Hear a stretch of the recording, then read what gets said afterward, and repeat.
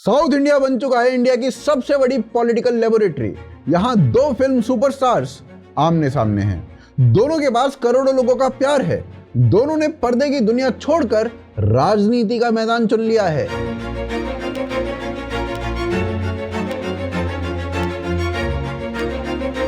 लेकिन दोनों इंडिया को दो बिल्कुल अलग अलग, बिल्कुल उल्टी दिशाओं में ले जाना चाहते हैं। एक तरफ है पवन कल्याण, आंध्र प्रदेश के deputy CM.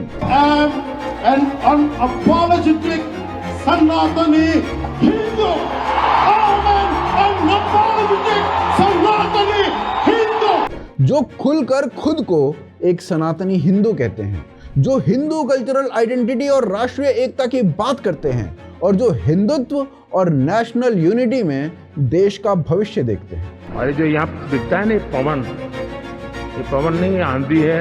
The only man to be called from the Telugu speaking bastion was Mr. Pawan Kalyan. ये पवन नहीं, ये आंधी है। The power star could be set for some major power play in Andhra Pradesh. Kalyan, popularly known as the power star. दूसरी तरफ है विजय, Tamil cinema के सबसे बड़े सितारों में से एक, जिन्हें उनके फैंस थालापति यानी कमांडर कहते हैं। பொறுத்தவரைக்கும் நாம எல்லாரும் ஒண்ணுதான், நாம எல்லாரும் சமம்தான். அதனால என் நெஞ்சில் குடி இருக்கும். என்னோட உயிர் வணக்கங்கள்। जो द्रविडियन आइडेंटिटी और तमिल प्राइड की बात करते हैं, जो खुलेआम बीजेपी को अपना आइडियोलॉजिकल एनिमी मानते हैं।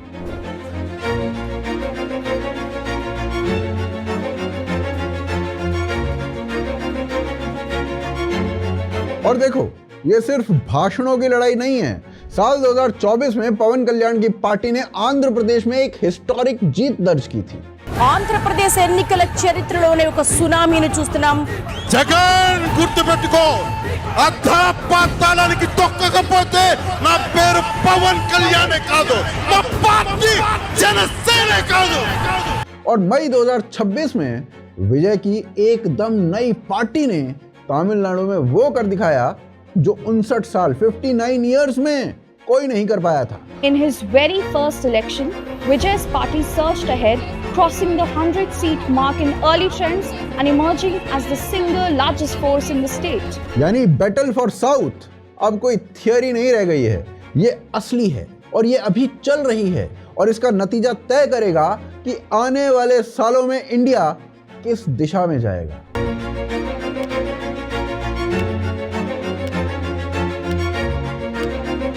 तो इन दोनों की सोच क्या है और इस लड़ाई में आखिर जीतेगा कौन? आइए इस वीडियो में समझने का प्रयास करते हैं। देखिए, सबसे पहले ये समझिए कि लड़ाई इतनी बड़ी क्यों है। सालों तक बहुत सारे पॉलिटिकल एनालिस्ट ने एक बात पूरे यकीन से कही है।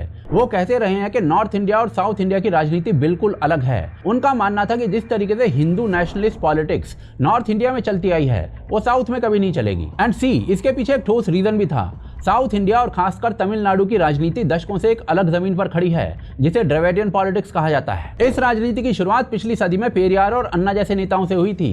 पेरियार का सेल्फ रिस्पेक्ट मूवमेंट जाति की ऊंच नीच के खिलाफ वादा करके खड़ा हुआ था, लेकिन ब्राह्मणों के खिलाफ बात करते हुए आगे बढ़ा था और इसी सोच ने आगे चलकर एक मजबूत पॉलिटिकल रूप ले लिया था। और इसी राजनीति का एक और बहुत बड़ा पिलर था भाषा, यानी कि लैंग्वेज। जब हिंदी को पूरे देश पर सो कॉल्ड थोपने की बातें हो रही थी, तो तमिलनाडु में उसके खिलाफ बहुत बड़े बड़े आंदोलन हुए थे। 1965 का एंटी हिंदी आंदोलन तो इतना बड़ा हो गया था कि उसने राज्य की राजनीति की दिशा ही बदल दी थी। यहीं से इमोशन और गहरा हुआ कि तमिल पहचान, तमिल भाषा और तमिल स्टेट के अधिकार सबसे ऊपर है। और इसका नतीजा ये हुआ कि साल 1967 से अब तक तमिलनाडु में सिर्फ दो द्रविडियन पार्टियां, डीएमके और एआईएडीएमके, इन्होंने ही बारी बारी राज किया है। ये पार्टियां ऐसी दीवार बन गई जिसे आज तक कोई तीसरी ताकत तोड़ नहीं पाई थी। और इसी वजह से बीजेपी, जो पूरे नॉर्थ और वेस्ट इंडिया में सबसे बड़ी ताकत है, साउथ में हमेशा से संघर्ष करती रह गई। उसे हमेशा एक नॉर्थ इंडियन हिंदी बोलने वाली पार्टी के रूप में देखा गया। लेकिन यहाँ पर एक बात जरूर समझ लीजिए कि पूरा का पूरा साउथ इंडिया ना कोई एक जैसा ब्लॉक नहीं है। कर्नाटका में बीजेपी की मजबूत पकड़ है, वहां पर वो सरकार भी बना चुकी है। तेलंगाना, आंध्रा, केरला और तमिलनाडु, हर राज्य की अलग अलग राजनीति है। यानी असल में जिसे कोई नहीं तोड़ पाया वो द्रविडियन दीवार सबसे ज्यादा तमिलनाडु की कहानी है, वहीं पर सबसे ज्यादा मजबूत रही है। और इसीलिए ये सवाल और भी ज्यादा अहम हो जाता है, क्योंकि साउथ भारत की आबादी का एक बहुत बड़ा हिस्सा है और देश की अर्थव्यवस्था में उसका योगदान उसकी आबादी से कहीं ज्यादा है। साउथ की राजनीति की एक और बहुत बड़ी खासियत है सिनेमा। यहाँ फिल्म स्टार और पॉलिटिक्स का रिश्ता बहुत गहरा है और इसकी एक वजह भी है। साउथ में जो सिनेमा है वो लैंग्वेज और कल्चरल इन दोनों पहचानों से सीधा सीधा जुड़ा हुआ है और इसीलिए पर्दे का सितारा अपने साथ एक सांस्कृतिक भरोसा, एक कल्चरल बिलीफ जो होता है ना, उसको भी साथ लेकर चलता है। और इसी वजह से तमिलनाडु में एमजीआर और जयललिता जैसे एक्टर्स ने राज किया। आंध्र में एनटीआर ने तो अपनी पार्टी बनाई ही थी और कुछ ही महीनों में सरकार बना डाली थी। यहाँ तक कि डीएमके के बड़े नेता करुणानिधि भी पहले फिल्मों की कहानियां लिखा करते थे। और अब इसी जमीन पर इस इतिहास के बीच में दो नए सुपरस्टार्स उतरे हैं और दोनों उन्हीं पुरानी आइडियोलॉजीज को टेस्ट कर रहे हैं जो एक दूसरे से बिल्कुल उल्टी दिशा में बहती हैं। एक साबित करना चाहता है कि अपनी हिंदू पहचान पर गर्व करने वाली देश से जुड़ी हुई राजनीति अब साउथ में भी जड़ें जमा सकती है, और दूसरा साबित करना चाहता है कि पुरानी द्रविडियन सोच आज भी उतनी ही ताकतवर है। और इन दोनों में से जो इस पॉलिटिकल वॉर को जीतेगा वो साउथ की पॉलिटिक्स का फ्यूचर डिसाइड करेगा। देखिए, साउथ में किसी फिल्म स्टार का नेता बन जाना ये कोई नई बात थोड़ी है, लेकिन पवन कल्याण का सफर बाकी सबसे बहुत अलग रहा है क्योंकि उन्होंने कोई शॉर्टकट नहीं लिया। पवन कल्याण तेलुगु सिनेमा के एक बहुत बड़े स्टार रहे हैं, मेगा स्टार चिरंजीवी के छोटे भाई, लेकिन पर्दे पर उनकी पहचान बाकियों से थोड़ी अलग थी। एक तीखे, बागी, आम आदमी की आवाज़ बनने वाले हीरो की उनके फैंस का उनसे जुड़ाव सिर्फ पसंद नहीं है, एक भावनात्मक रिश्ता है। राजनीति उनके लिए बिल्कुल नई नहीं थी। एक वक्त वो अपने भाई चिरंजीवी की पार्टी प्रजा राज्यम उससे जुड़ गए थे। प्रजा राज्यम एक बहुत बड़ी उम्मीद के साथ बनी थी, लेकिन कुछ ही सालों में वो कांग्रेस में जा मिली। पवन कल्याण ने बहुत करीब से देखा कि एक सेलिब्रिटी की पार्टी कैसे तेजी से उठती है और फिर कैसे बिखर जाती है। ये एक सबक था जो वो आगे अपने साथ लेकर आए। साल 2014 में उन्होंने अपनी एक अलग पार्टी बनाई, जन सेना पार्टी। उस चुनाव में जन सेना ने खुद उम्मीदवार नहीं उतारे, बल्कि टीडीपी और बीजेपी के अलायंस के लिए जोरदार प्रचार किया। वो अलायंस जीत भी गया, यानी पहले ही कदम पर पवन कल्याण ने दिखा दिया कि उनकी आवाज में वजन है। लेकिन असली जो इम्तिहान था ना, वो साल 2019 में आया और वो बहुत कड़वा रहा। जन सेना ने सैकड़ों सीटों पर उम्मीदवार खड़े कर दिए और जीती सिर्फ एक सीट। खुद पवन कल्याण 2 सीटों से लड़े और दोनों की दोनों हार गए। बहुत लोगों ने अब मान लिया था कि यहाँ पर पवन कल्याण का राजनीतिक करियर खत्म हो जाता है, लेकिन यहीं पर पवन कल्याण की असली कहानी शुरू होती है। इस हार के बाद वो आराम से वापस से फिल्मों की चमक भरी कमाई वाली दुनिया में लौट सकते थे, लेकिन उन्होंने वो रास्ता चुना ही नहीं। उन्होंने वो काम चुना जो शायद सबसे मुश्किल था, जमीन पर मेहनत का रास्ता। वो किसानों के मुद्दों पर खुलकर बोलने लगे। जब किसानों को उनकी धान की फसल का सही दाम नहीं मिल रहा था, तो उनकी आवाज को सरकार तक पहुंचाने के लिए वो काकीनाडा में अनशन पर बैठ गए। जब ईस्टर्न घाट्स के जंगलों में इलीगल माइनिंग हो रही थी, तो उन्होंने उसके खिलाफ आंदोलन छेड़ दिया। उन्होंने आंध्र प्रदेश के लिए स्पेशल कैटेगरी स्टेटस की मांग को लेकर भी लगातार आवाज उठाई। धीरे धीरे उनकी पहचान सिर्फ एक एक्टर की नहीं रही, वो एक जमीनी राजनीतिक नेता बनने लगे। और इस पूरे सफर में ना, पवन कल्याण ने एक बात कभी नहीं छुपाई, अपनी हिंदू पहचान। ये वो दौर था जब साउथ की जो मेन स्ट्रीम की राजनीति थी, वहां पर सेक्युलरिज्म की भाषा बोलना जरूरी होता था। ऐसे माहौल में पवन कल्याण ने खुलकर खुद को सनातनी हिंदू कहा। मंदिरों से जुड़े हुए मुद्दे हों या फिर सांस्कृतिक पहचान की बहस, उन्होंने अपनी बात बिना झिझक के रखी। ये सहूलियत की राजनीति नहीं थी, ये यकीन की राजनीति थी। लेकिन यहाँ पर ना एक बहुत इंपॉर्टेंट बात समझिए, और शायद यही उनकी राजनीति की असली ताकत भी थी। पवन कल्याण की राजनीति केवल धर्म तक सीमित नहीं थी, वो एक साथ एंटी करप्शन, वेलफेयर, पर्यावरण की रक्षा और गवर्नेंस सभी बातें कर रहे थे। उन्होंने अपनी राजनीति को एक साफ फॉर्मूला की तरह पेश किया, डेवलपमेंट प्लस कल्चरल आइडेंटिटी, यानी तरक्की भी और अपनी जड़ों से जुड़ाव भी।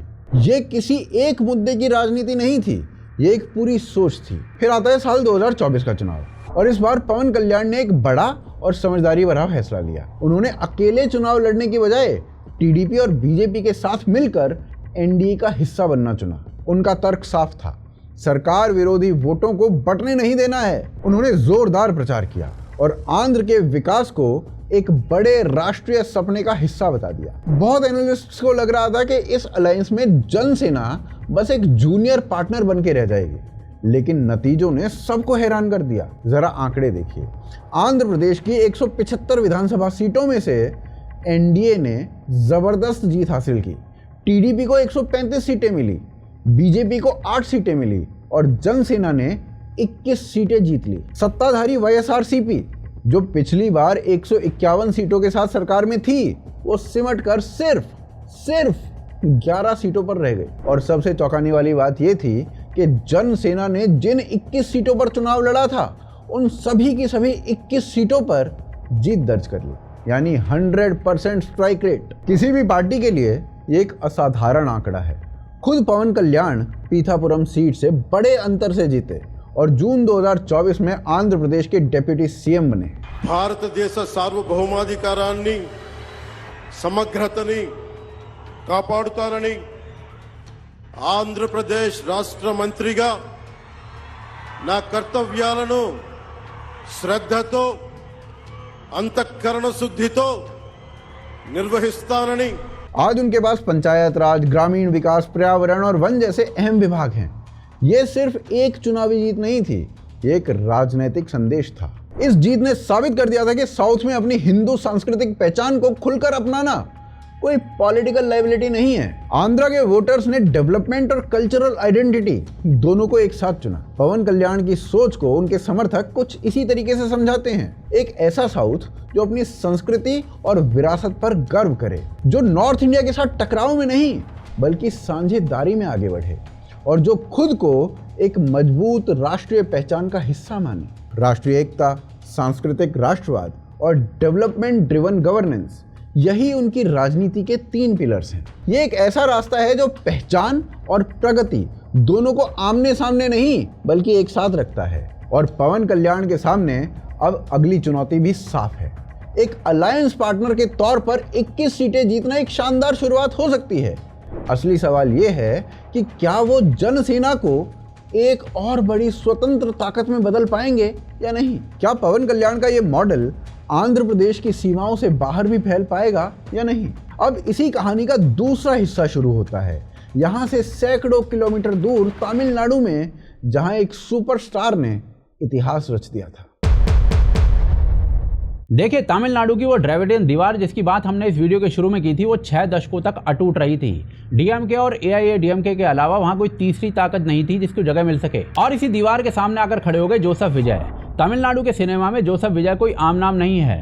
30 साल से ज्यादा का करियर, लगभग 69 फिल्में और एक के बाद एक ब्लॉकबस्टर फिल्में दी हैं इस बंदे ने। जोसेफ विजय के फैंस उन्हें थलपति कहते हैं और खास तौर पर नौजवानों के अंदर उनकी पूरी दीवानगी है। दिलचस्प बात यह है कि उनकी फिल्मों में पॉलिटिकल और कल्चरल मुद्दे साफ साफ दिखाई देते रहे हैं, यानी कि पॉलिटिक्स में उनकी एंट्री का इशारा सिनेमा के पर्दे पर पहले से ही मिल रहा था। फरवरी 2024 में विजय ने एक्टिंग को पूरी तरीके से छोड़ने का ऐलान कर दिया और अपनी पार्टी बनाई, तमिलगा वेट्रे कड़गम, यानी कि टीवीके। विजय ने किसी ट्रेडिशनल नेता की तरह धीरे धीरे शुरुआत नहीं की।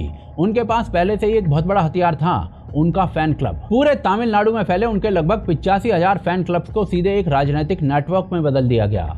और एक नई तरीके की राजनीति थी, क्योंकि आमतौर पर किसी पार्टी को जमीन पर ऐसा ढांचा खड़ा करने में दशकों लग जाते हैं। Famous election strategist Prashant Kishor उनको सलाह देने तक आए थे। अक्टूबर 2024 में विक्रमंदी में उनकी पहली इलेक्शन रैली के अंदर लाखों लोग आ गए थे, लेकिन इस सफर में एक बहुत बड़ा हादसा भी हुआ था। सितंबर 2025 में करूर में विजय की एक रैली के अंदर भगदड़ मच गई थी, जिसमें कम से कम 41 लोगों की जान चली गई थी और बहुत से लोग घायल हो गए थे। एनीवेज, विजय की राजनीतिक पहचान साफ है। वो खुद को द्रविडियन परंपरा का वारिस मानते हैं और सोशल जस्टिस, सेक्युलरिज्म और तमिल पहचान की बातें करते हैं। उनकी पार्टी ने महिलाओं के लिए कई प्रॉमिस किए हैं, जैसे कि हर महीने आर्थिक मदद, मुफ्त गैस सिलेंडर, मुफ्त बस यात्रा। और उन्होंने अपनी पॉलिटिकल पोजीशनिंग में पूरी क्लैरिटी रखी है। उन्होंने बीजेपी को अपना आइडियोलॉजिकल एनिमी कहा है और डीएमके को अपना political competition. Vijay at that event slams the DMK and the BJP alike, says BJP is the ideological enemy while DMK is our political enemy. Basically Vijay ने पूरे चुनाव को एक सीधी टक्कर बना दिया था टीवीके और डीएमके के बीच में। और इसके बाद आया अप्रैल 2026 का चुनाव और ये तमिलनाडु के इतिहास का एक टर्निंग पॉइंट बन गया। 23 अप्रैल को वोटिंग हुई और टर्नआउट रहा 85% से ऊपर और ये इस राज्य के इतिहास का सबसे ऊंचा टर्नआउट था। और इसके बाद जब 4 मई को नतीजे आए तो उन्होंने पूरे देश को चौंका दिया। अपने पहले ही चुनाव में टीवीके ने 234 में से 108 सीटें जीत ली थी और करीब 35% वोट हासिल किए थे। टीवीके पूरे राज्य की सबसे बड़ी ताकत बन गई थी।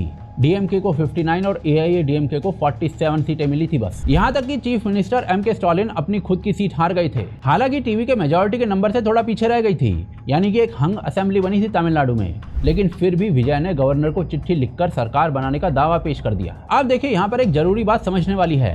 विजय की यह जीत सिर्फ द्रविडियन विचारधारा की जीत नहीं थी, इसके पीछे सबसे बड़ी ताकत थी एंटी इनकम्बेंसी, यानी सरकार जो थी पहले वाली उससे नाराजगी। दो पुरानी पार्टियों की राजनीति से थका हुआ स्टेट, करप्शन से नाराज यूथ और एक नया चेहरा, यानी ये जितनी आइडियोलॉजी की जीत थी उतनी ही बदलाव की भूख भी थी। और यही वजह है कि विजय के सामने जो असली परीक्षा है वो अब शुरू होती है। एक फिल्म स्टार के तौर पर भीड़ जुटाना एक बात है, पर एक पूरे राज्य को चलाना, वादे पूरे करना बिना किसी एक्सपीरियंस के, ये बिल्कुल दूसरी बात है। विजय की राजनीति पर कुछ गंभीर सवाल भी हैं। पहला सवाल लैंग्वेज का है। विजय 3 लैंग्वेज फॉर्मूला का विरोध करते हैं और तमिलनाडु के लिए 2 भाषा का मॉडल चाहते हैं। लेकिन बीजेपी के जो सबसे बड़े नेता हैं तमिलनाडु के अंदर, अन्नामलाई, उन्होंने सीधा सीधा आरोप लगाया है विजय पर कि उनके खुद के परिवार के बच्चे 3 भाषाओं वाले स्कूल में पढ़े हैं जिनमें हिंदी भी पढ़ाई जाती है। साथ ही जोसेफ विजय खुद तमिलनाडु में ऐसे स्कूल चलाते हैं जहां पर हिंदी पढ़ाई जाती है, लेकिन वो बाकी लोगों को हिंदी के खिलाफ भड़का रहे हैं। दूसरा सवाल और भी गहरा है। तमिलनाडु की द्रविडियन राजनीति पर लंबे टाइम से ये आरोप लगता रहा है कि वो हिंदू रिलीजियस सिंबल्स को शक की निगाह से देखती है। और इसका सबसे चर्चित एग्जाम्पल था जब डीएमके के लीडर और सीएम के बेटे उदयनिधि स्टालिन ने सनातन धर्म की तुलना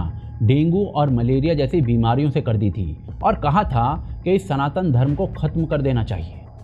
திராவிட முன்னேற்ற கழகத்துடைய தலைமையில் தேர்தலை சந்திச்சு வென்ற தோழமை இயக்க சட்டமன்ற உறுப்பினருடைய ஆதரவோடு ஆட்சி அமைத்திருக்கக்கூடிய புதிய அரசிற்கும் மாண்பு முதலமைச்சர் அவர்களுக்கும் என்னுடைய வாழ்த்துக்களை நான் மீண்டும் தெரிவித்துக் கொள்கின்றேன். மாண்புமிகு பேரவைத் தலைவர் அவர்களுக்கும் பேரவை துணைத் தலைவர் அவர்களுக்கும் என்னுடைய நன்றி. உங்களுடைய பணிகள் சிறக்கட்டும். மீண்டும் என்னுடைய வாழ்த்துக்களை தெரிவித்துக் கொள்கிறேன். நன்றி, வணக்கம். வெல்க தமிழ், வாழ்க தமிழ்நாடு. மக்களை பிரிக்கும் சனாதானம் நிச்சயம் ஒழிக்கப்பட வேண்டும். நன்றி, வணக்கம்.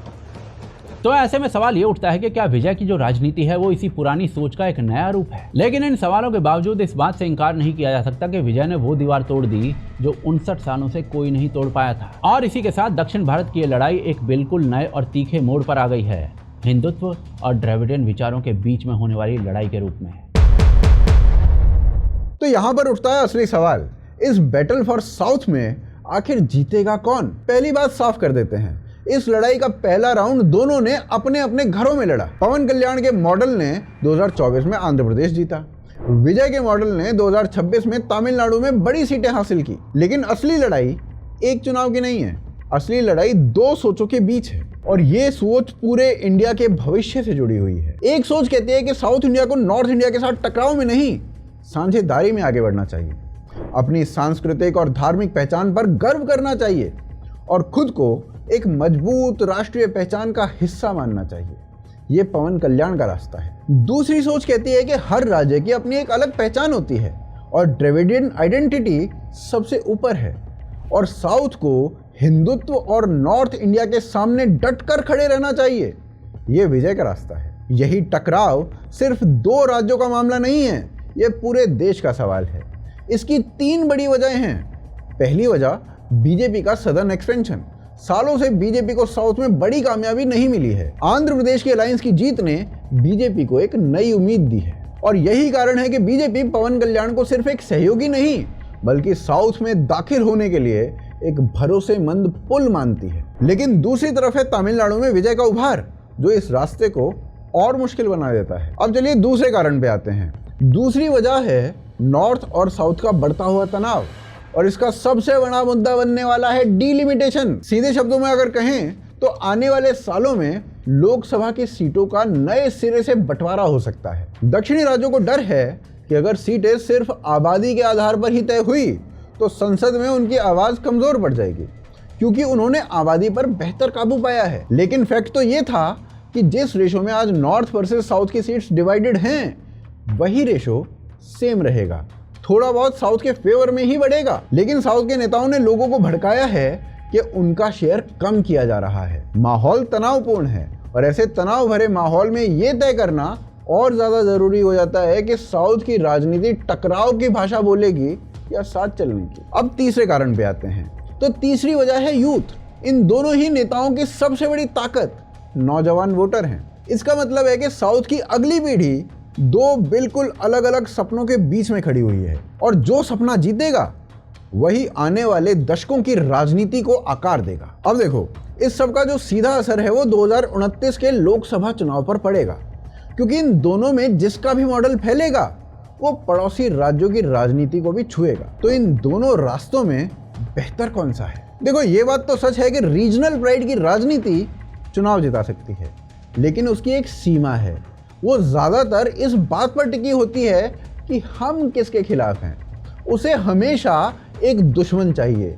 इसके मुकाबले पवन कल्याण का जो मॉडल है वो एक अलग चीज देता है, एक पॉजिटिव दिशा। पवन कल्याण का मॉडल कहता है कि एक राज्य अपनी पहचान पर गर्व भी कर सकता है और राष्ट्र के साथ कंधे से कंधा मिलाकर तरक्की भी कर सकता है।